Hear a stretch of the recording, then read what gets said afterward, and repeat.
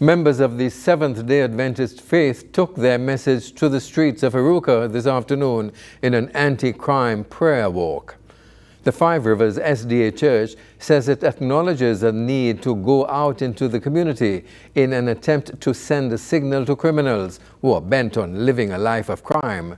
The message to them is that it is not needed or wanted in the community.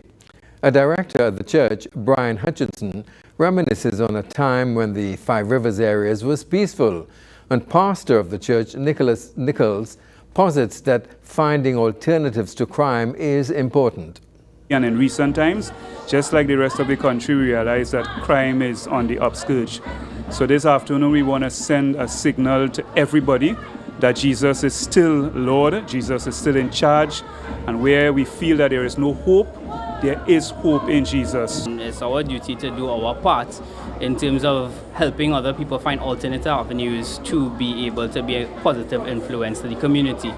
So we're just here to, showcase that, the church is here, the church is an avenue that we can be a positive role model for the community.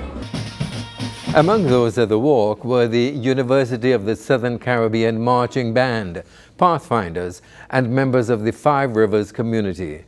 The church says it's trying to make a difference, and it reveals a plan to open a soup kitchen soon.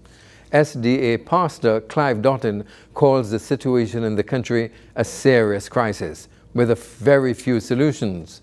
A lack of parenting and prayer, he notes, has been referenced as contributors to crime.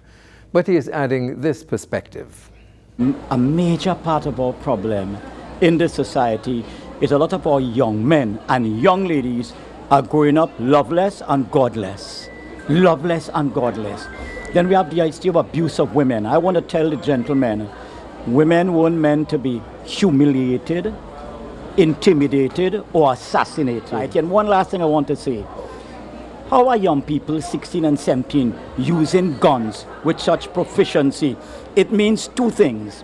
Number one, they are being trained. So we have underground shooting ranges in our society, and it means they're the trainees and we have the trainers. I have listened to principals of secondary schools tell me that there are associate gang leaders and drug dealers in the schools. Pastor Doughton believes the actual leaders are outside of the schools.